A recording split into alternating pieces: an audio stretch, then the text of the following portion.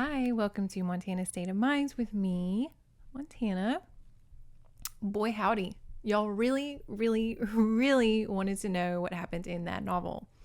That is my biggest hit so far on YouTube, so of course I'm going to do another one. What fool wouldn't? But no, really. I really enjoyed recapping that book, and I'm really enjoying reading these and telling people who also want to hear what happened in them. So of course I'm going to ride this pony until she craps out on me. But I'm glad that it reached so many people and we all got to enjoy the campness and the craziness. And I think it is so easy to hate on these novels.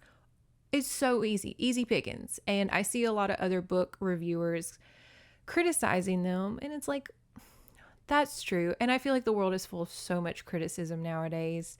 No one can enjoy anything, it feels like. We can't just let go and just enjoy things. And it's fun to be a hater. Don't think it's above me. You know, I loathe the movie Twisters. If I was to ever do a live review of Twisters, y'all would be entertained. And the sequel,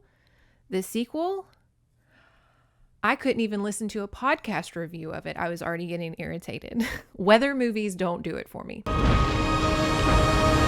Mamma mia. Anyway, so it's not above me to be a hater. However, it's easy pickings to hate on these novels, which is a shame because like in that first one, they are written so well. These make Allie Hazelwood and Sarah J. Maas seem like 8th grade Tumblr fic, which not a dig to 8th graders, but also for the people who have been here before, I reviewed old 80s smut novels. I will still be doing video essays on topics that pique my interest. So don't worry, I haven't completely sold my soul to Janelle Taylor just yet. Now, how I'm going to do this video, just because I'm sure it's going to be super long, because look how thick. This is one of my thicker romance novels. This is one of my biggest, so this might take a while. I'm going to divide these into parts so that you can stop, come back, skip ahead, navigate your way through this story. We're going to talk about the cover. We're going to talk a little bit about the author. We're going to talk about my next novel I already picked out, and I am so excited. I know it's like cliche to be like, yo, can't believe what's going to come up next month, but truly, like next month, I found it at a Second and Charles in Shreveport. And when I saw it, I was like, and I read the back and I was like, oh, this one's going to be my bread and butter. I can't wait. But for right now, we're going to be discussing, I'm so excited I can't talk. We're going to be discussing Golden Torment by Janelle Taylor.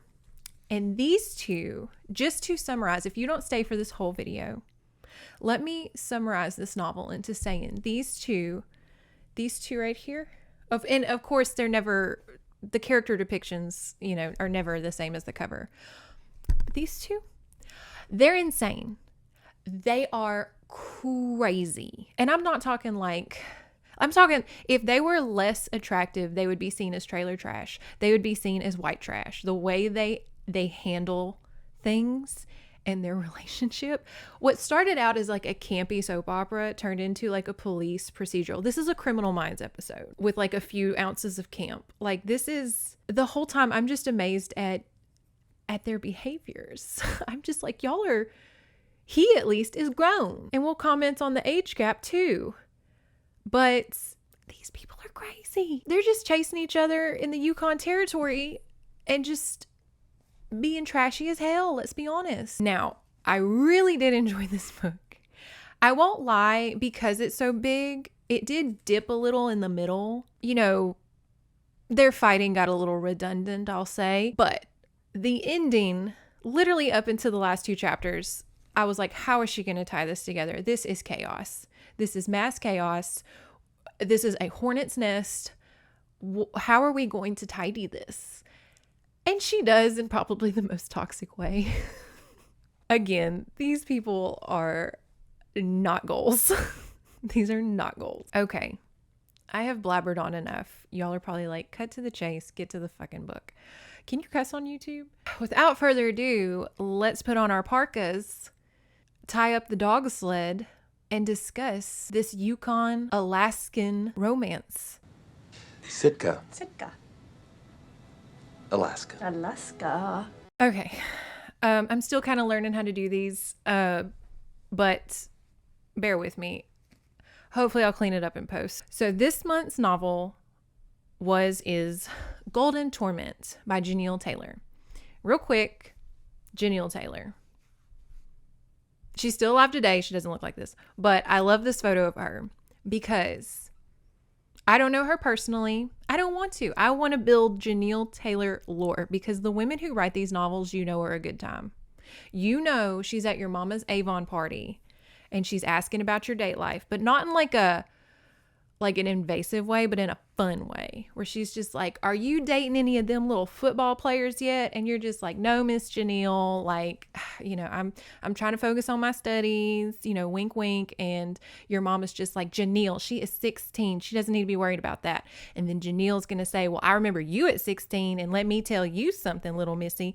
And your mama gets all embarrassed. Like, she's that type of mom friend. And I know that was a very specific, but we all know that mom. We all know that mom friend.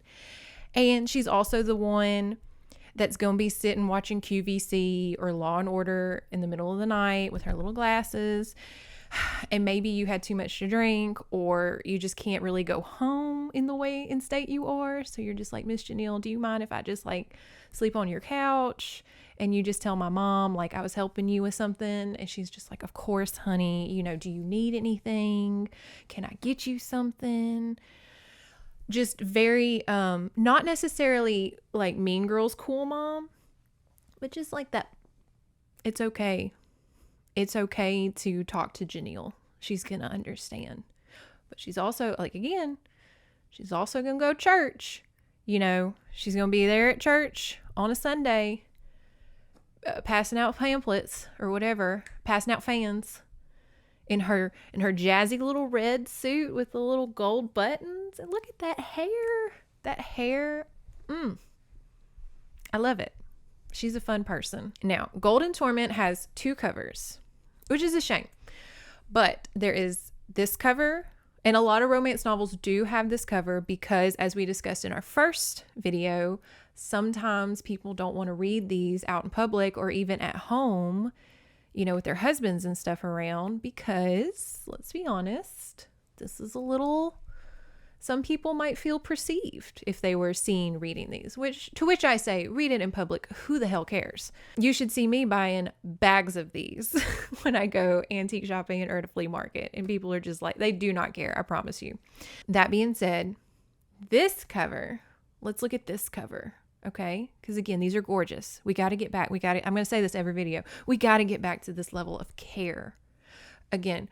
However, I think this is the second video I'm doing, and I'm understanding now, again, as we discussed in the first one, I don't think the illustrators are told what the book's really about. I think they might get like a brief character description, barely. I don't really know, because the girl in this story, now she is a blonde-haired, blue-eyed little white girl. You know, tale as old as time. And keep in mind, she's 18 in this novel. We'll discuss that later. She's 18 in this novel. Now, I'm not saying 18-year-olds cannot look like this. Nowadays, they probably can. It's just given grown. It's just given grown woman. You know, but she looks gorgeous. Look at her little blonde hair in this little chocolatey velvet parka. Like, this almost looks like a fancy nightgown. Like, she's given Ferrero Rocher. He's nibbling on a little Ferrero Rocher. And it's super cute. Now, he's not super hot or anything. He's not super interesting. He looks like just any other. He looks like a Ken doll from the 90s, honestly. I think I had this doll. Like, white guy, brown hair, parka, flannel. Got it. You know, nothing special. Now, on the back, real quick, the back, you see there's a dog sled and like he's pushing her in a little dog sled. That never happens in the story. That never happens. I was waiting for him to push her in a dog sled. I was hoping the dogs would be characters. I wanted to meet them. Never happens. So again, I think this is like Goosebumps in the sense that T.J. Jacobus, who illustrated the Goosebumps novels, was told the title of the book first, would make a picture, and then R.L. Stine would write a story. Like, it was very backwards. It was a really weird way to write a book, but I guess it worked out. So maybe it's like that, of like Janelle kind of gives a vibe like, oh, it's going to be Alaskan, blonde little girl, big brawny man. And then the illustrator's like, I got you. And we go from there. Now, this time I wrote notes. I sat there and like wrote tons of notes. If y'all like the ASMR of that. So I'm a little more prepared, but at the same time, I just don't know at what level of detail to tell y'all these stories, because I'm a Gemini. I will tell y'all every little thing that happens in this novel, and it will take 5 hours. And I know y'all don't have that time. And I probably don't either. My phone will probably die. But I will discuss, I guess, just however I want, whatever I deem boring, whatever I deem important. Now, this is taking place in the late 1800s. In fact, it is 1897. We open on a rusty, dusty steamship heading to the Alaskan frontier territory, Alaska. We first meet a red-headed widow named Harriet. And now she is giving like brass tacks, in charge, not like ugly by any means, but definitely more mature, older woman. Kind of given, what's her name from Abbott Elementary? Like, definitely don't fuck with her. She's tough, but she's also a gorgeous woman, And she has 4 kids. She's 37. I know I just made her to seem like really old. She's 37 and she has 4 kids. And now she is heading to Alaska to try to start a new life. And she will come send for her kids after she's built a life, because there's a gold rush in Alaska at this time. Now, there is also a passenger named Catherine Hammond, and she is an 18-year-old orphan at this point. Her mother just passed away. Her father left when she was very young. She has no siblings. We love an orphan in these books. We love an orphan. And she, of course, has like no close friends, I guess. Now, the reason that Catherine is on this steamship heading to Alaska is because Jake Hammond, her father, the last she heard of her father was 2 years ago. Her mother received a letter from him saying he was in the Yukon Territory 2 years ago. Keep in mind how big Alaska is. And so her mother has passed away, and she is now, I guess, determined to go walk around Alaska to find her dad. She's very naive. And a lot of people point that out when she tells them her mission. And they're just like, you're going to find your dad from a 2-year-old letter in the Yukon Territory? And she's never met her dad. She's never seen him. She only knows his name and the last place he was 2 years ago. Keep in mind, she's an 18-year-old, little blonde girl, okay?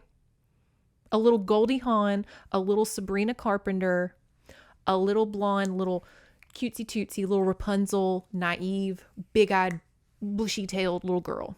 And she's going to go to Alaska during a gold rush where it's nothing but, let's be honest, men. It's nothing but men. As you can tell, chaos will ensue. There is a third passenger, Mark Slavin, okay? And we're not I remember this distinctly. We're not 5 pages in this novel, and Mark is already assaulting Catherine, okay?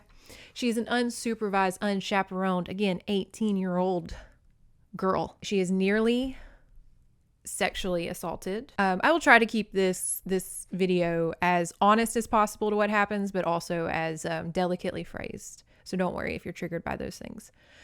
She's nearly sexually assaulted, but he is luckily caught by the captain and Harriet.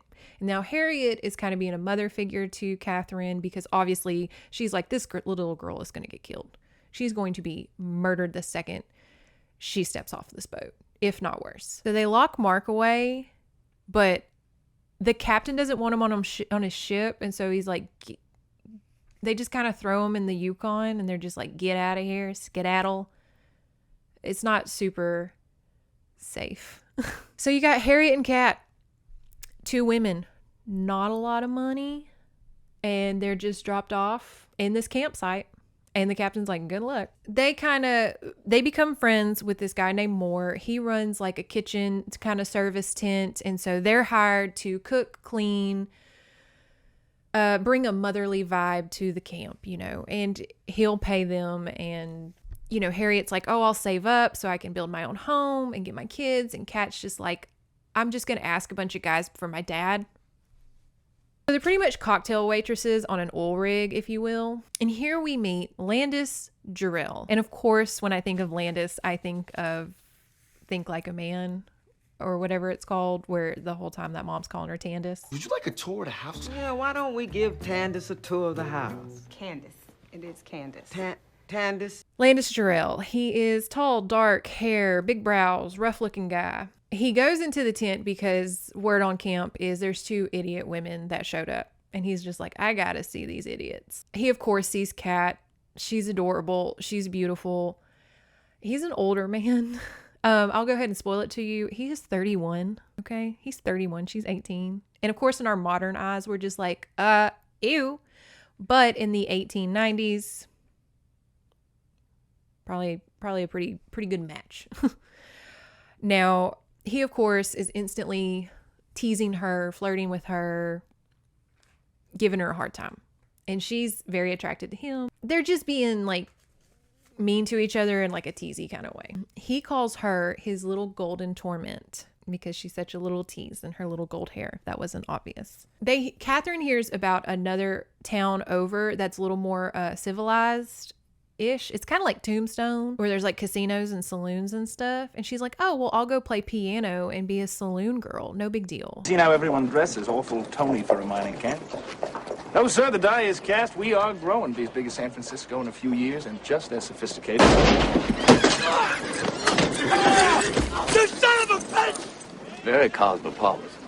And then Harriet's like, baby girl, saloon girls don't just dance and play the piano. And then Catherine, of course, her little naive self is like, oh my good golly gosh, I never knew. My heavens, how awful. Okay. The girls are cooking and cleaning. The guys are being relatively really nice to them because they're just really appreciative of like a woman's touch on this camp. They're all kind of acting like big brothers. It's not as bad as it could have been. However, Catherine is then assaulted again. And when I say assaulted, I mean she's grabbed and hand over her mouth and they're trying. Landis shows up to save her. And he's like, get your hands off my girl. And he says that Catherine is his. And he's trying to mark his territory, if you will, on her to protect her. She's very thankful. She gives him a kiss with some coffee. She tells him her situation. And he is like secretly thrilled. He's like, you don't have a dad or a brother or anybody? He's kind of like, yes. Now they have a great conversation about marriage, which is wild because they just met, but crazier things have happened. Now, Landis Tandis is a rogue bachelor. And he's just talking about he could never get tied down. He could never get married. He likes being free, do his own thing. We hear it to this day. And then Catherine's like, well, me too. I don't want to be tied down. I want to travel. I want to have adventures.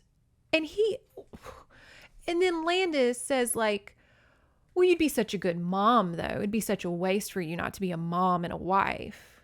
And luckily, Catherine has enough sense to say, you'd be a good father. You'd be a good husband. Why don't you go do those things? And so they just kind of have like this little feminist conversation of she's kind of just because I'm pretty and motherly and nice and good breeding doesn't mean I need to do the world a service and go have children and get married. And she brings up like her father. She's like, you men can just leave. My father just left us. My mom had to raise me alone. And she says, I don't want that. What's to stop a man from leaving? And she's just like, women can't leave. Look at Harriet. She's got 4 kids now that she's got to bring up to Alaska. Okay. The women get saddled with the kids. And luckily Catherine's just like, I'm 18. No. Ew. Landis Tandis, sorry, I'm going to be calling him Landis Tandis for this whole time. Landis leaves. He kind of comes and goes a lot. Catherine is assaulted again. But I'm not saying she's asking for it by any means, but girl, it's the 1890s. You're a little blonde virgin girl and you're just walking around the Yukon Territory. Like, I'm never saying she's asking for it ever. No one ever is, but you do have to understand the dangers you're putting yourself in. Luckily, Landis shows up and saves her and they make the love. They have definitely more sex than Alexa and Sharif had in the other book. There's definitely a lot more sex scenes in here. Nothing too bad. Nothing too graphic. Honestly, Icebreaker has way more graphic sex scenes. But again, these romance novels, I'm not a smut reader. Not dogging it, just not a huge smut reader. These are written so beautifully and so naturally. Like, I hate to be weird, but like you can see it kind of happening in like a really tender way and a really poetic, romantic way. And for someone like myself who doesn't really care for smut, I didn't mind it. I thought it wasn't too chaste where you're just kind of like, what is happening? You know how sometimes the lingo gets a little too flowery and you're just like, what are they doing? What is going where? But it was written well enough that you weren't just absolutely like, this is vulgar. Now, after they make love, she loses her virginity, by the way. I guess there are worse people to lose your virginity to. They have a huge fight. And this is going to be a recurring thing, is because Landis wants to keep doing him. He's just like, this was a good time. I will see you next time I'm in town, girl. And then Catherine is, of course, no, I am not about to be your mistress. What do you think? I'm just going to sit at camp and wait for you to show up and just be like, oh my God, Landis is here, and start undressing? And Landis is like, yeah. I thought, what's wrong with that? Luckily, Catherine, despite being young and feeling her feelings and being naive, thinking that Landis was going to like have a relationship with her after having sex, she still has enough willpower to be like, no, I've got to find my dad. Like, no, get out of here. Shoot. She even says, I'm coming with you while you're traversing the Yukon so I can find my dad. And Landis, no. The insurance, the liability, no. I'm kidding. There's no insurance. But you get what I'm saying. You'll slow me down. I'm not bringing a girl. And so Catherine storms out. And guess what, guys? She's assaulted again. I'm sorry I'm laughing. I am not laughing at assault. I am laughing at the fact this poor girl can't take 2 steps to the left, 2 steps to the right without getting some grown man trying to snatch her up. She gets assaulted again on the docks. And Landis, of course, is just, Jesus, he's not again. So guess what they do? They get married. They get married to protect her because his name over hers will give her protection because no one will mess with Landis Tandis Jarrell's wife. So it's a fake marriage. We love a fake marriage. I love a fake marriage. Fake marriages are super fun. Hey, we all kind of know some fake marriages around town, don't we? And they have this exchange here. Why did you really marry me, Landis? She asked seriously. You know why, Kat, he replied, eyes locking on her face. But I'm not quite certain why you agreed. You know why, she echoed his words. Do I? He challenged, smiling provocatively. Yes, for your name, she alleged, dismayed by his mockery. And no other reason, he nonchalantly continued. Revenge, she snapped at him. He chuckled merrily. Can you afford its price? Does it have one? She debated saucily. Always, love. Always, he huskily murmured. So it's kind of given like, there's a lot of prices to be paid in this book. A lot of sacrifices are made and a lot of debts are made and having to be paid. And it's chaotic. But let's continue on. So while they are working as cocktail waitresses on an oil rig, essentially, Kat and Harriet are tipped in gold because it's kind of the only thing these guys have. Darn. And Catherine decides to hire men to build her and Harriet a cabin so that they'll be more safe. Because keep in mind, they're in a tent. They're in a tent, okay? And this way, Harriet can bring up her kids quicker, and it's going to take them 3 weeks to build it.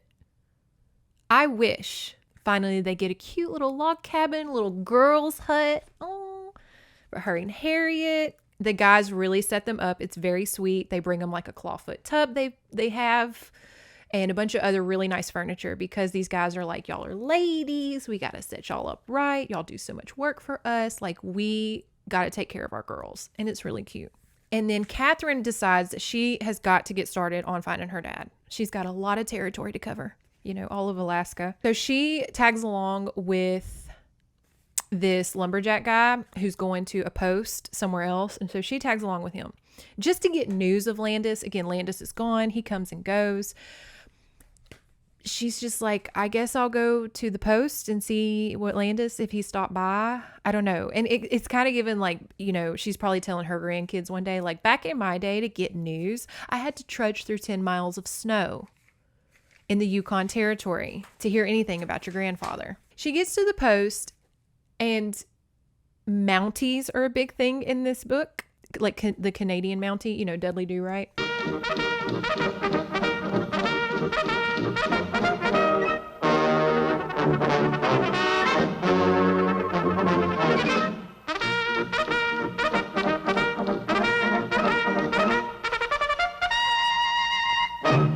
And she's asking this Mountie, have you seen Jake Hammond? He is my father. I am looking for him.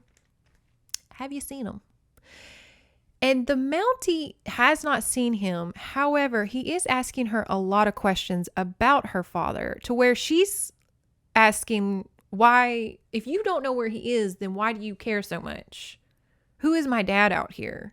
Are y'all looking for him? Is he with y'all? Like, why are you asking more questions about my dad than I'm asking you, sir?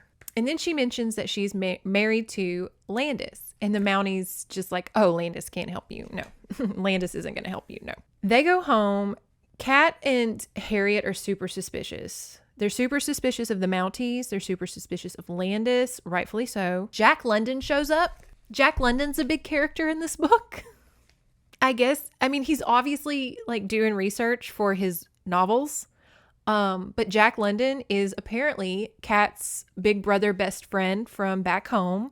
And Jack was in love with Catherine's mom, Dory.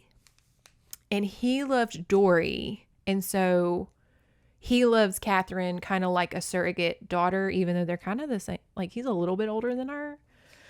But anyways, Jack London's a character in this. So her and Jack are like, oh my good golly gosh, fancy meeting you up here in the middle of nowhere in a tent. And she's like, Jack, what are you doing? And of course we know he's researching some stuff for some novels. Have you heard of them? And Catherine can feel something. And she looks up and Landis is glaring at her and Jack. I mean, just piercing them. And he says, in the 4 weeks that I've been away, you've become quite the woman, haven't you? Of which, excuse me? You've been gone, like, you're going to hear me fighting Landis a lot in this, and like what I would say. You have been gone for 4 weeks. What was I supposed, if you think that because we had sex, you're not tied to me, then why am I tied to you? You left me for 4 weeks and told me you didn't want to have anything to like serious to do with me, and I was just supposed to sit here and just waste away and be your little thing. Excuse me? Excuse me? And she kind of tells Landis about the Mountie thing. And he brings up this, and it really stuck with me, of Mounties never lie. And it's a real big thing in this novel. Everybody says, well, Mounties never lie. Are they fairies? Are Mounties fairies that the government didn't know what to do with? And so they put them in these, because think about it. If Mounties can't lie, neither can the Fae. Mounties can't marry, apparently. In this novel, they can't. I guess back in the day. Can they marry now? I don't know. Much like the Fae, probably can't marry humans. That's probably illegal. And they stick Mounties up in the mountains away from people, with like bullshit assignments. And so I'm wondering now, are Mounties fairies? I actually dated a Canadian once that wanted to be a Mountie. I doubt he is now. Landis says this one line. I'll give him credit. It is smooth as hell. To wipe away the triumphant grin off his sensual lips, she smiled sweetly and remarked, "Then don't keep me in the dark all the time." He chuckled and murmured, "I'd like to keep you in the dark most of the time." And I'm like, ooh, that was a smooth one. That was smooth. I'll give Landis that. He's a smooth operator. She tells Jack about her mom's death. And Jack says, "Oh, well, I was going to write some novels and become rich so I could win her heart." So now when you see Jack London novels, no, it was in a vain attempt to get Catherine's mom. And so Jack's going to investigate Landis. He doesn't really trust this guy that's got Catherine kind of grinning like a schoolgirl. Not in a jealous way, but just he's like, he's 31 and he married an 18-year-old in a day. Landis and Jack finally have words. Jack's like, "Look, man, I am not into Catherine at all. I really dig her mom. I'm into older women, so don't worry about me." And now Catherine and Landis go to his cabin. He's got like a cabin off to the side. He's got a lot of cabins to look at sketches. And she's looking at these sketches like, "Wow, I would really love to see this side of Alaska. It looks beautiful." And he's saying, "It's too dangerous. You're just a wee little baby. You could possibly never keep up with me. Just sit here, be safe. I'll go find your dad, and you just stay here and let a man do men's work." And luckily, she says this. He says, just a precursor, he says, "I want you, Kathy. But not enough, Landis. Not enough to make any commitment to me. You expect me to sit here waiting for you to show up every month or two to share a day in your bed as payment for your name. I need more than that, Landis. Just leave me alone. If you do have any honest feelings for me, then you'll want what's best for me. And that isn't a humiliating position as your legal whore. I was better off without you. It isn't enough," she whispered sadly, but honestly. And throughout this book, they're really struggling with this like fake marriage.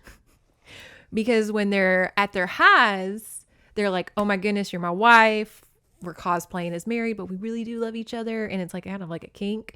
And then when they're mad at each other, it becomes very abusive. They, of course, have sex again, but this time they're married. So now their marriage is legal. They swear promises of love. "Oh my goodness, I love you. You're the best. I'm going to find your dad. Oh my goodness, thank you." But they fight again because they're crazy. These two are insane. She's 18. She has every right to be emotionally unstable. Her mom just died. She's looking for her dad in a country, in a state, in an area that she has no idea. She's being assaulted left and right. She's very overwhelmed. Okay. She has every right to feel a type of way. Landis is a grown man. And he is acting like a fucking brat. But he has his hands kind of full because she pulls a pistol out on him this time. And she stabs it into his chest with the trigger cocked, ready to go.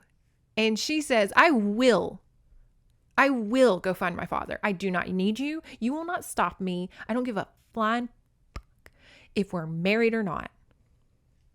Tell your Mountie friends that. Now, here's an important passage, an important sentence that you're like, who's that? He says this very confusing at the time passage of watching her retreat from the crack in the doorway. Landis's eyes mirrored his anguish and confusion. Jake wasn't dead, but if she wasn't a Hammond, then she wasn't Kat Marlowe. He had overlooked that angle.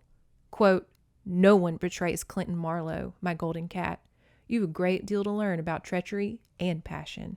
And you're like, who is Clinton Marlowe? Who the hell's that? Now, Landis is in town talking to his little buddies.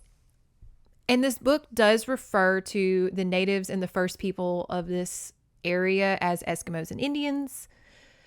It was the 1890s, and this was written in the 1980s. So, however, I will give Landis credit, an ounce of credit, because much like Paul Ingalls in the Little House on the Prairie series, they do have these like brief glimmers of not being a fucking cunt when it comes to people of color at that time. Quote, "Without a doubt," Landis ventured, "these Eskimos and Indians don't need more outsiders trampling over their lands and taking their resources. You can't blame them. Progress always leads to hostilities and troubles in her path. Greedy men willing to do anything to prosper." So what they're talking about is a lot of white people are now coming to the Yukon Territory to search for gold, to build towns. And the first people and the natives around there are just like, what the fuck? And we are also introduced to the character Soapy Smith. He is called Soapy Smith because, and I don't understand this trick, so if you know this trick, please elaborate. He would wrap soap in a $1 bill and sell it for $5. What does that mean? Was it supposed to be drugs?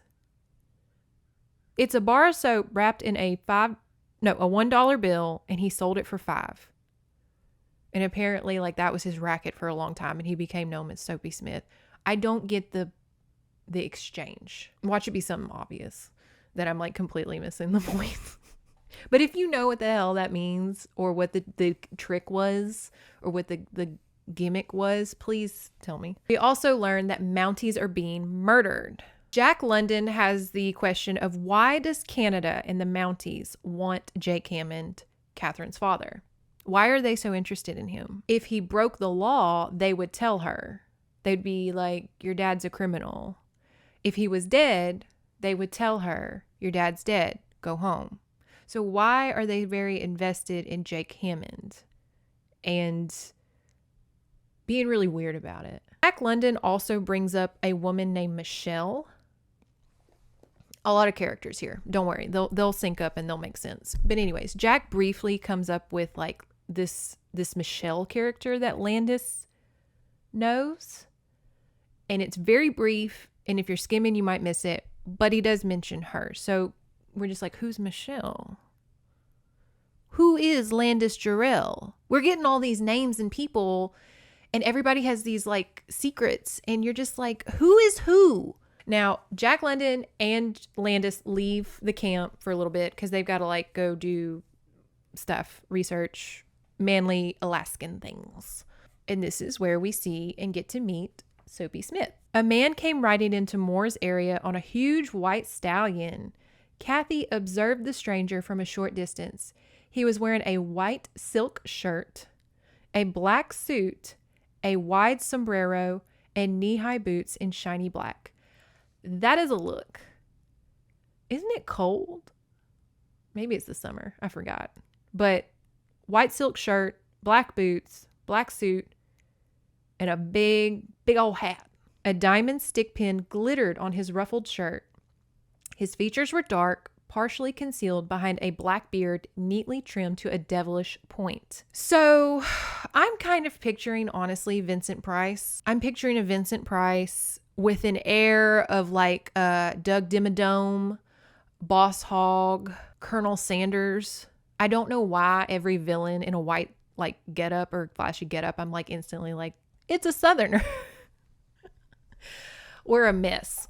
But I can't help but like think of Doug Dimmadome or, like I said, some big Southern flashy man.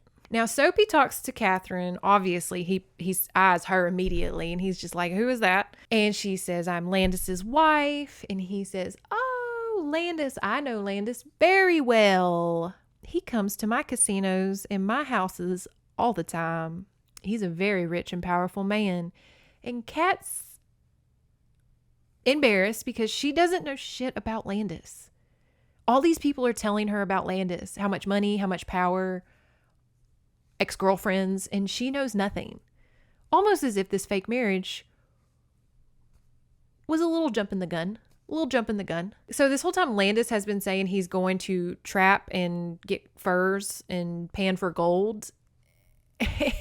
And Soapy says he buys furs from the local Eskimos and he doesn't pan for gold ever. Where do you think this money comes from, little baby girl? You think he's just trapping furs and panning for gold like everybody else here? Is that what you think? Is that what you think your husband does when he's away? So, of course, Kat is freaking out and pissed again. Now, we know that Soapy he's not going to be good news for Kat. He runs a brothel. He runs a casino. He's not a super outstanding citizen. He's the richest man in that area. And he sees this beautiful little 18-year-old. So he starts scheming immediately of how to acquire dear Catherine. Now, Catherine receives a letter from Landis Tandis. And it says, Kathy, if Mike hasn't left for Log Cabin, come with him. I'll meet you with Jack. News about your father. Bill's going to help us. Problems up here. I'll be at the Log Cabin till morning. Can't come to Skagway. Unless you've changed your mind, it appears you won't need to borrow my name much longer. So she obviously, between us, we know Landis didn't write that letter. But she doesn't know his damn handwriting. She don't know shit about this man. He did not write that letter. Someone else did. It's a trap. She rushes to go find Mike. He's already gone. Soapy offers to take her. Luckily, Harriet's there. She points out the flaws in the letter, such as the fact that Landis has never in his life, in the weeks that he has been married to Kat, he has never called her Catherine. And Kat's just like, oh. And here we learn Soapy's plot, and it is a lot. And I'm going to try to sum it up as best I can. Is he is trying to be territorial governor of this area because America is trying to buy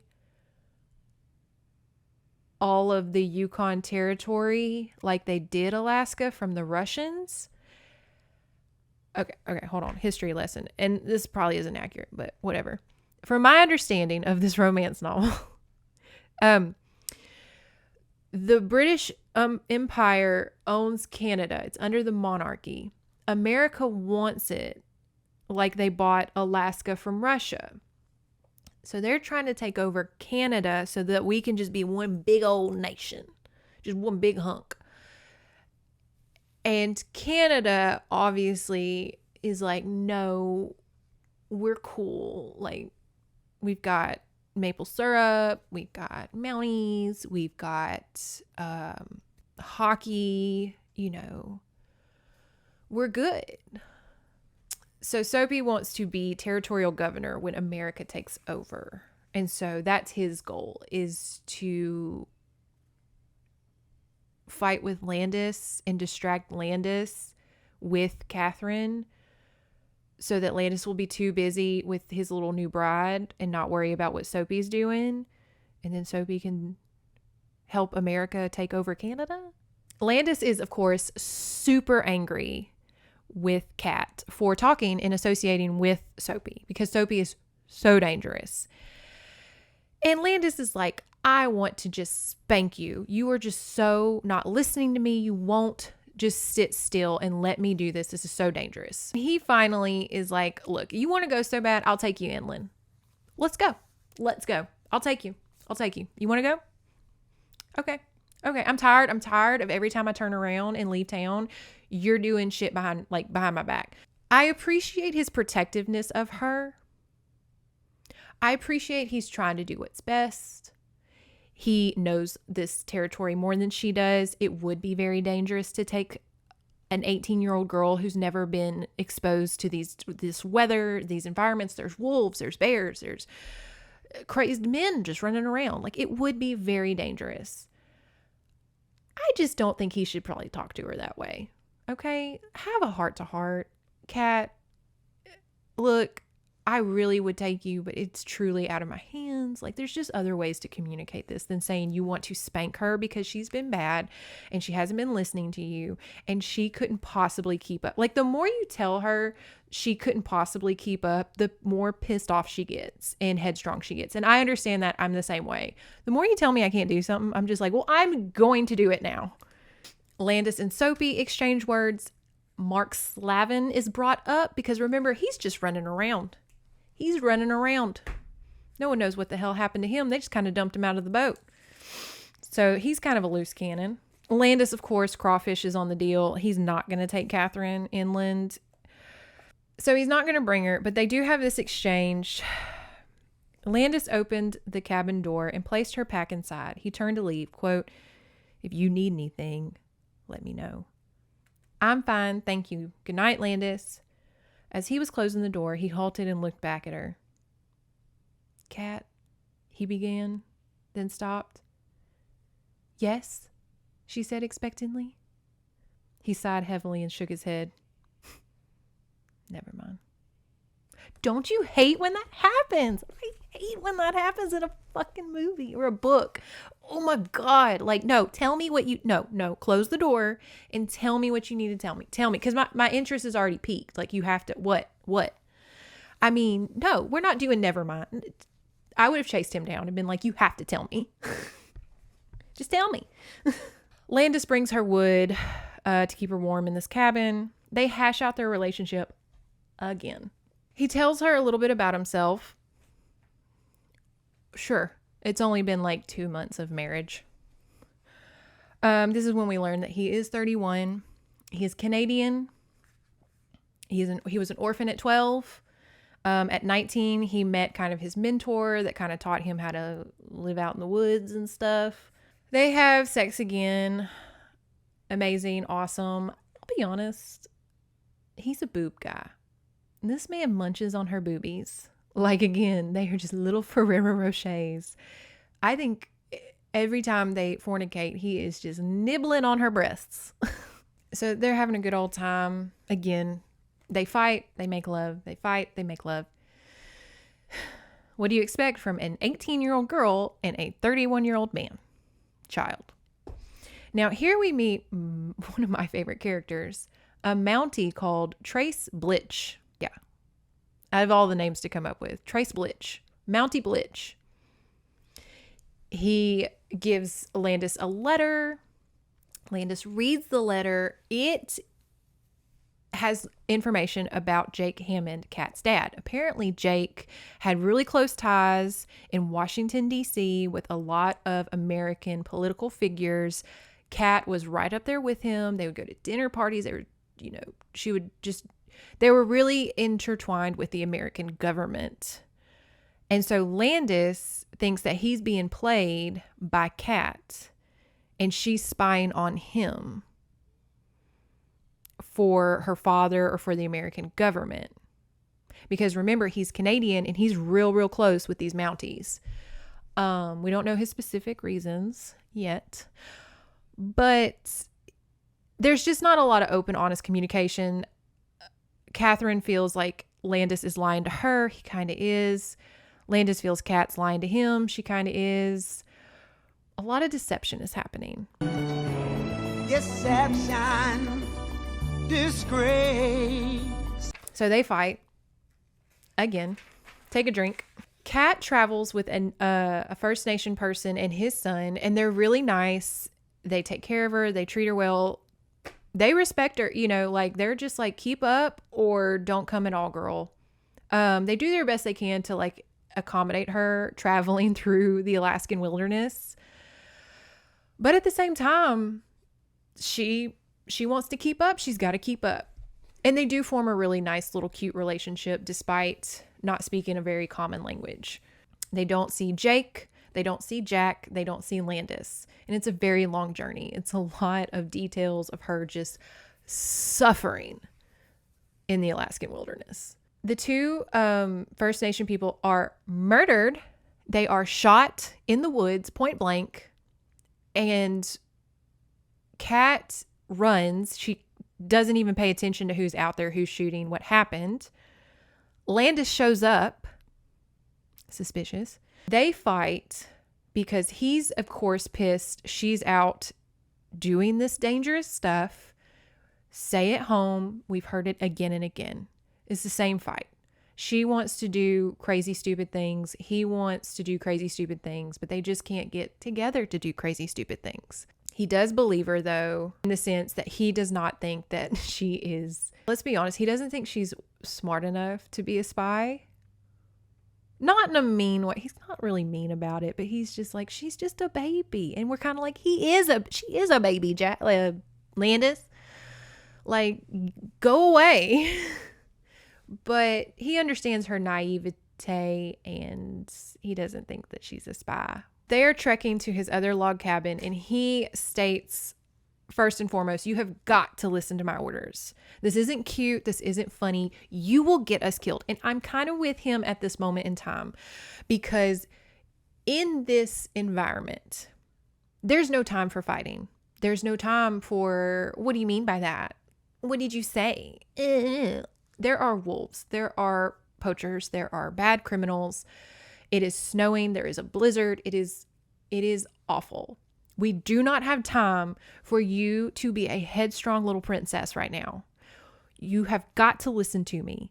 When I say get down, get down. When I say go to the left, go to the left. When I say stop moving, stop fucking moving. When I say be quiet, be fucking quiet. Okay?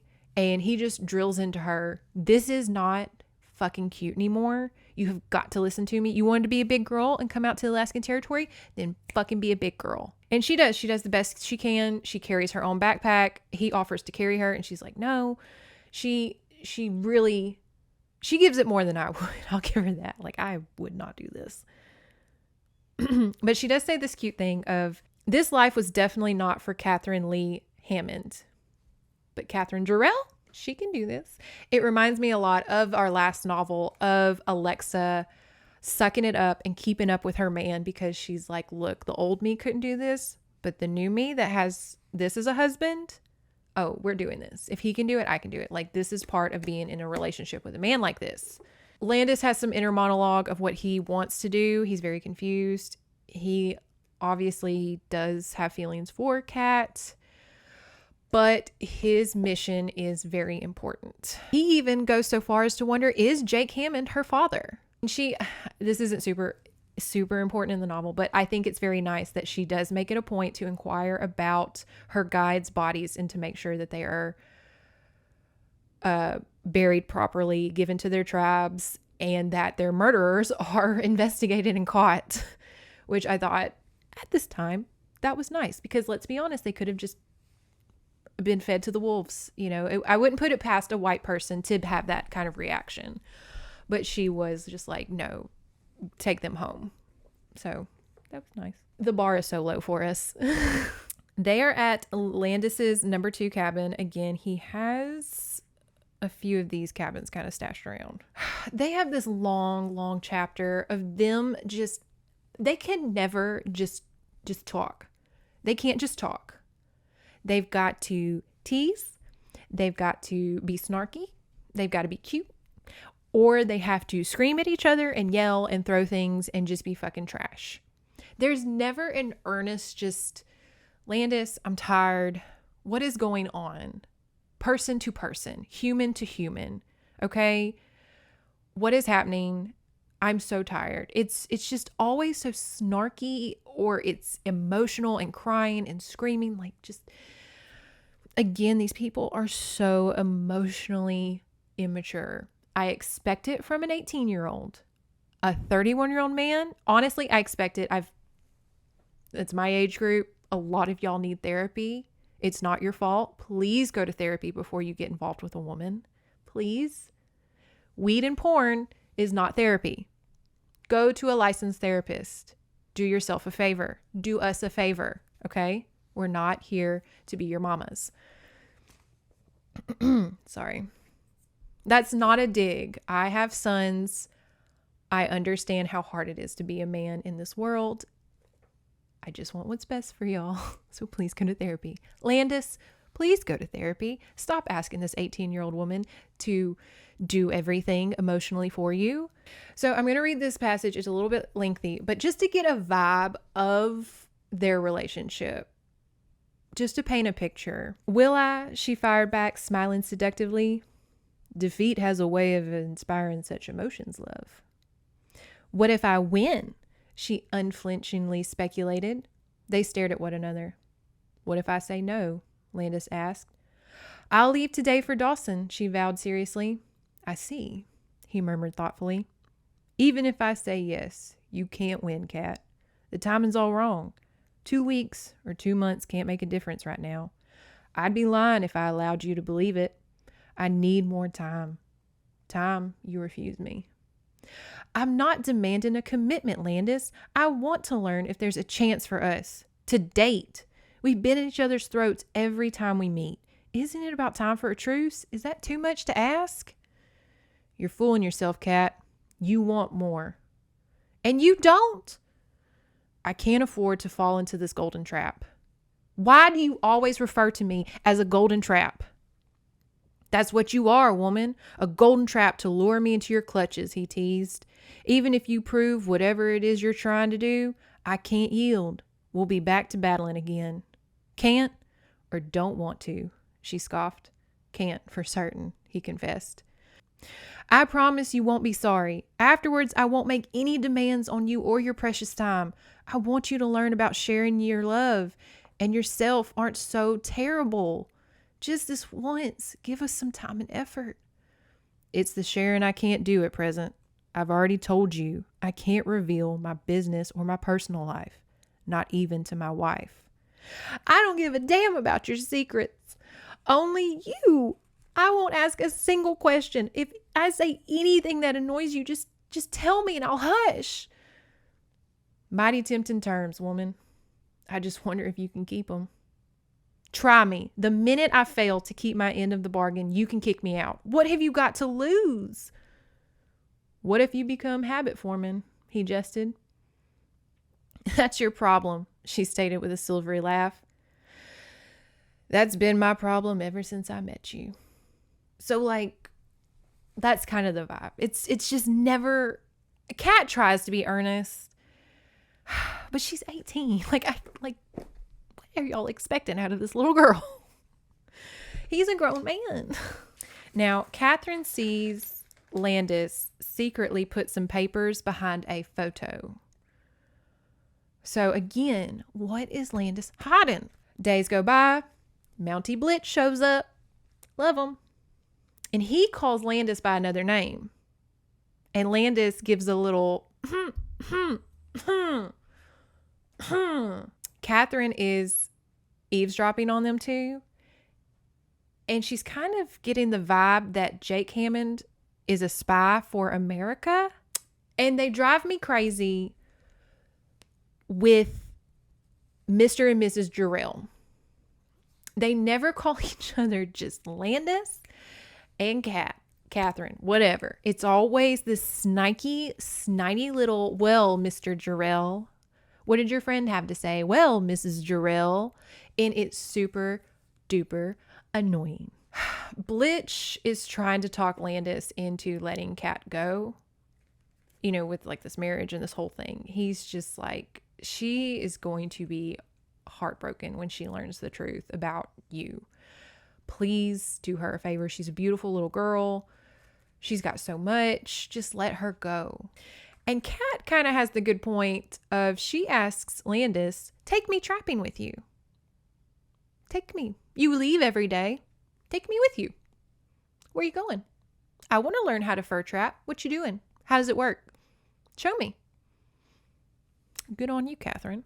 And Landis says, oh, no. I've got to do it like really early in the morning. And it's like super urgent. And Kat says, the animals have like times when they get trapped. Is that like, what's so urgent? What's so urgent about it? Are they just rushing into the traps and you got to get there immediately? He leaves for a little bit. She tries to find that package. There's no package in that Heidi's nook. So she's like, but she can see where he set up a little booby trap to see if someone messed with it. And so luckily she eyed that real quick. Now, a man named Ben shows up. Ben's important. We learned that Catherine is really from DC. I felt like I mentioned that before, but she is from Washington, D.C. Ben urges, much like Mountie Blitch, he urges Landis to break this girl's heart and let her go. Please let her go. Ben is like, she is just a sweet little baby angel. Landis, you're too grown. You've got way too much riding on you. Let her go. Like, every grown man here has a fucking brain and is telling him, like, please let the 18-year-old girl go have a life. And Landis just will not let her. It's not my favorite quality of his. He is a selfish little man. Ben is introduced as Landis's log cabin mate, in the sense that they both own the log cabins and they come and go in them, and they're kind of like roommates, and they've been best friends for years and years. Okay. And we have a few chapters of them just getting along in the cabin. They're playing cards, and Ben loves Kat, you know, and they're just like this weird little family. But then this passage pops up. Quote, Ben was trying to uncover the motives of both people. It appeared to Ben that Landis didn't know Ben's real identity. And you're like, what is his real identity? And then we have this passage. After watching them for days, Ben wasn't convinced of Landis's love and loyalty. It had to do with the way Landis fervently watched her, and the way Landis seemed determined not to yield totally and presently to her callings of love. Jake Hammond had Landis tensed and worried. What was the cunning and relentless Landis after? To win Kathy, or to use her to capture Jake, or both? If certain vital matters weren't pressing both men, Ben would expose himself.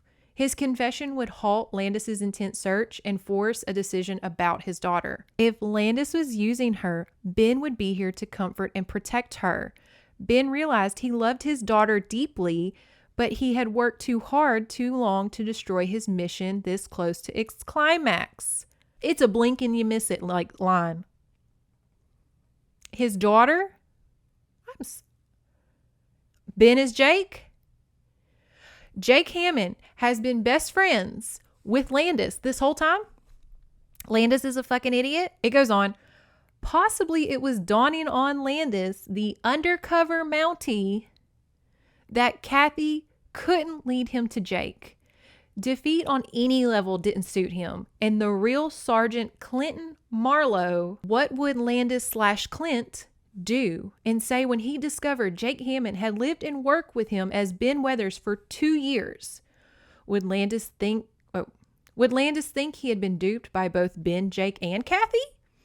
When the truth came out, would their love be destroyed by the father she was seeking? So this is like a little passage. So much was just, what? Okay. Landis is an undercover Mountie called Clinton Marlowe. Jake Hammond is Ben Weathers. No, Ben Weathers is Jake Hammond, who is the roommate to Landis, Clint. And they are both apparently undercover spies for their governments, Canada and America, and they're living together. Hey, stop playing. Stop. Are you? And they are intertwined because of dear little old baby Kat. Like, if Kat only knew. If Kat only knew that she is like right there. Now, Ben, Jake, loves Kat, obviously. And he is trying to get her to leave Landis. He's like, get the hell out of here. And you get the sense that both of these men adore Catherine, but they just don't want her around. Jack London shows up again, and him and Ben argue over Catherine's like future and safety, because Jack London does not know that Ben is Jake, and he's just telling Ben, we're looking for her dad. She's got to find her dad, yada, yada, yada. I loved her mom. And he like tells how much he loved Dory, and Jake's just having to stand there, listen about this like guy that loved his wife. And he's just like, okay. Which you can't expect. You can't say shit because you fucking left. Okay. Like, let Jack London love your ex-wife or your wife. And then they bring up Michelle again. Who is Michelle? They keep saying that Landis is going to town to go talk to Michelle. He's going to go see Michelle. He's got to go see Michelle. Does Catherine know about Michelle? Who is Michelle? Is their marriage even legal? Because if he is Canadian, she's American, and they got married on a boat in the sea, what does that mean? Did he use his real name? Did he use his fake name? He's a Mountie. They can't get married. So we don't even know if the marriage is legal. Jack London, and I say Jack London all the time because I feel like Jack and Jake sound the same. I don't want to confuse y'all. As much as this book is so confusing. But Jack London and Kat decide, like, we have got to go find your dad. This is just gone too long. We will not stop until we find him. We will search every tree, every cave to find this man. I mean, how big's Alaska? They disguise Kat as a man. Smart. Should have done that chapters ago, honestly. And Jack London's teeth are falling out, and he's getting really sick. He's kind of falling apart. We later find out he has scurvy. Scurvy. Does anyone get scurvy still? I'm sure they do. That's a citrus deficiency, something like that. He has scurvy. He's falling apart. They've missed Christmas. Kat's just, she's done. She's over it. Call it off. My dad's not here. We miss Christmas. I'm homesick-ish, to like camp and Harriet and everybody. Let's just go. They go back to Harriet and Moore and like the original camp. It's a lovely little reunion. Everybody's missed them. She's happy to be around like familiar faces. Wine is poured. Kat pours 2 glasses of wine. I believe one's for Jack or Harriet, just a friend. It's nothing crazy. Landis shows up pissed. He thinks that Catherine is having a romantic wine drinking moment with Jack, who has scurvy. Landis, he is very sick. His teeth are falling out. This is not the time that I would be jumping on Jack. Jack tries to interfere because Landis is like he is violently pissed. He's not going to hurt Kat, but he's not being jealous angry like he was before. He's not being like a dick. He's being very abusive. And Jack's kind of scared for Kat. A lot of people are just like, turns out the package is gone. The package that he had hidden behind that picture, it is gone. Kat obviously doesn't have it. She didn't know what the hell he's talking about. She does, but not to an extent. She doesn't know what's in the package. And she's very upset because she's just, I'm your wife. What are you talking about? And he says, quote, "There's nothing common about you, Kat. You're a real pro. You really had me fooled. I was beginning to believe all that malarkey about your troubles. You ensnare my interest and help. Then you marry me to entrap me." Gaze sweeping over her. "All the time you're making love to me, you're plotting to use me, to steal from me. You really had it all worked out, didn't you? This job required a lot from you. How are you going to ensnare your next victim, seeing as I'll never free you?" He went from his throat like some crazed wolf, tormented by her seeming betrayal. "You're as much as my property as my horse or gun." That is a really shitty thing to say. And he tells her, "If you try to leave, I will have you arrested. You belong to me." And this just really highlights, if I could take a sidebar here, this just really highlights all that bullshit about back in the day, people stayed married and people weren't divorcing and people tried in their relationships. No, women were shackled, if you will, to abusive men that they were usually forced to marry for livelihoods because we could barely have jobs or incomes, or we couldn't have bank loans or credit cards until the 70s. Okay? And so he is doing what men probably did all the time, threatening her. "You can't leave. If you do, you will be brought back to me. I own you." Not a good Landis moment. Not a good Landis moment. Kat, she has the dumbass idea. She's not, this is where I'm frustrated with both of them. She should have left. She should have left and let the American government deal with Landis and the marriage and stuff. Because again, we don't know if it's like even real. She should have left at this point. This is too much for her. Like this, and she's kind of having a breakdown. She's kind of having a mental breakdown because she's just like, what is happening? My mom dies. I get on a boat. I come here. I'm sexually assaulted left and right. I marry the first man that is nice to me. Turns out he thinks that I'm a spy. I can't find my dad. Apparently my dad's a spy and everybody thinks I'm working for him. And so instead of just leaving and just going, because at this time, this is a time when you could just leave and start a new life. But she's 18 and she's just like, no, I will prove my innocence. And her dumb self, her dumbass self says, I will go infiltrate Soapy Smith, the most dangerous man that even the Mounties are afraid of. I will go infiltrate him and I will get those papers because I know he's the one who took them. And then I will hand them to Landis and be like, see? And it's so petty and stupid and and Jack supports her. Jack and her are on horseback going through again. The way these people travel the Alaskan tundra, it's like it's a neighborhood. They are clocking in and out of places that take days to get to. This story clips on really fast. It does not waste time necessarily on how much they're traveling. But Jack and Kat are traveling to Dawson or wherever the town is, and they're on horseback. They are attacked by wolves, and it's really sad because she has they stop for a break, and she has her horse tied to a tree. Wolves show up, and Jack says, cut the horse loose. They'll chase the horse, and we can hide. And it's a really graphic, gory horse murder scene. As a horse lover, it was tough to read.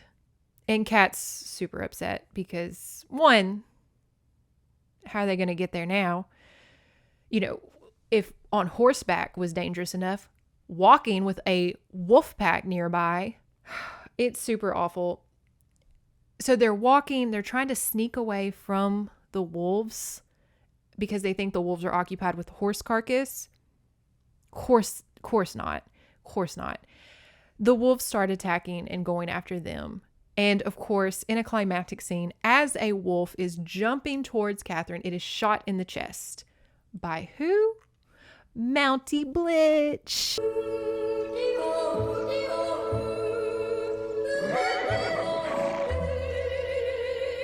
We love Mountie Blitch. He saves the day. And he's just, and you're kind of like, why is he out here? Do the Mounties just walk around? Do they just like camp around and just make sure everything's okay? I don't know. Cut to, we're at Landis's log cabin with Ben. And Ben, again, is trying to get Landis to like let Kat go. And he brings up Dory. Now, Ben/Jake does not know that Kat has told Landis about her mother or like that or the name or anything. And so he's reminiscing openly about his ex Dory, and she left him for another man and he had to leave because she was a gold digger and he had to earn more money. And Landis clocks it immediately and is like, Dory, tell me more. And then he slowly, because he's a fucking dumbass, starts seeing how identical Kat and Jake look. I mean, Kat makes it to Soapy's. They make a deal. She's going to play piano and sing and bring him in money. She is not going to be an escort, and she will leave in a few weeks. She just wants to earn enough money so that she can leave for America. She will be staying in Michelle's old room. Michelle, come to find out, was a saloon girl that Landis frequented, and she fell off a balcony and died. Now, obviously, that is in quotations. Was she murdered? Don't know. If she was, why? Point being, this is Landis's old girlfriend, and they probably fucked in this room and in this bed. And Sophie's like, you can have her room. You can have her bed. And so Kat's kind of laying in the bed just like, well, this is weird. Now, I thought this was a detail I really enjoyed is, you know how Landis calls Kat his golden torment? Soapy calls her his golden treasure. He values her. Catherine is settling in. It's not really that bad. Soapy's treating her really well. He gives her bodyguards. He gives her beautiful jewels to borrow and stuff for her pianoing. And he's honest with her about Michelle, like, and Landis. Now, we have a character come up called Silly Nell. And obviously, we all know what this character is from that name. I'm not the type of person, this is a personal sidebar, I'm not the type of person to censor things that were written at a time, to correct things and make them more appealing to a modern narrative. I'm not saying that we should continue the use of these names and these treatments of these characters. I'm just saying we can't erase history because we're supposed to be uncomfortable reading this. That shows how far we've progressed as a society. And keep in mind, this was written in the 80s. So if I am a white woman uncomfortable with this now, hey, we're progressing. But this is obviously a black woman. Her name is Silly Nell. I will be calling her Nell. And she, of course, speaks in that Gone with the Wind dialect. That's actually really hard to read. That dialect is super hard to read because it's all chopped up in weird syllables. So you kind of have to read it phonetically, and no one wants to do that. Now, Nell is, she was married. She's a widow. She's working for Soapy just because there's not really much else for her to do out there. There's not a lot of placement for a black woman. Not a safe one. So she takes care of his girls, does the laundry, does the cleaning. Now, Nell loves Landis, though. Landis is super nice to her, treats her like a human being. She loves Landis. She also knows Michelle, and she thinks that Landis and Michelle were spying on each other. Like Michelle was spying on Landis for Soapy or the American government. It's kind of like, I don't know. And Landis was spying on her to get to Sophie. So Nell's kind of like, no, they weren't in love. Like Michelle really wanted Landis because apparently he has a shit ton of money and he's a very important figure and he's hot. He's like the hottest guy in the Yukon. So she really wanted him to herself. But then Landis obviously is a bachelor and he wasn't going to settle down with a saloon girl. She's absolutely terrified for Kat because, in her words, the only way girls leave Soapy is through a body bag. No girl has ever left alive. Catherine is very nice to Nell, and not in like the Scarlett O'Hara way of like they're not overtly abusive to these people, but she is genuinely nice, not in a white savior way, but she recognizes that Nell is probably the only friend she'll have here. And this is a fellow woman and mother figure. And Catherine's just a baby. She's just a baby and she just wants a mommy. And so she gives Nell a lot of her earnings, which Nell does not like want to take because, one, it's very dangerous for a black woman to have that amount of money. And two, she just is a proud woman, rightfully so. She's like, I don't need your white girl money. And Catherine explains that it's also dangerous for her to have all this money. And Nell could kind of buy her freedom from Soapy. And that's what Catherine wants from her. And it's very sweet. And Nell is very moved and grateful for this ally. Catherine overhears Soapy's plan to use her to distract Landis so that Soapy can continue taking over the territory. It's never super explained how or why. I mean, we know Soapy wants to be a greedy, powerful man. You don't really need to know like a whole backstory, but he's trying to take over, and Landis is just really the thorn in his side that keeps preventing him from doing so. So he's trying to use Catherine to distract Landis. He wants Landis to fall in love with Catherine because then Landis will be too busy with his wife to worry about what Soapy's doing. She has this beautiful gown moment that, it sounds so lovely, of like this cherry red gown that's very simple. She says it's very simple. It's not elaborate. But then she puts on an entire ruby necklace and diamond hairpins. And I'm just like, oh my God, that sounds so pretty. Officer or Mountie Blitch shows up to keep an eye on Kat. He can't marry.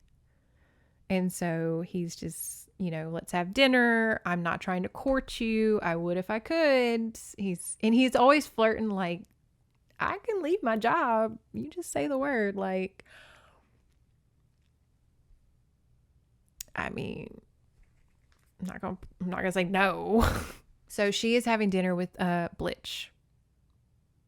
Landis, of course, shows up. He shows up every time she talks to another man. It's like he's a shark in the water and he can sense when she is talking to someone who is not an old man. It is a mess. It is such a mess because you have Soapy using Kat to appease the Mounties. And then, because she's kind of keeping Blitch distracted from Soapy as well. And then Blitch is trying to just keep an eye on Kat from Soapy. And then Landis is here to also keep an eye on Kat. But then he's noticing Blitch is here and he knows that Soapy's using her. And so Kat's kind of in the middle of this triangle of these men. Like all of the men in this novel are using her and protecting her and then putting her in danger and just kind of using her like this weird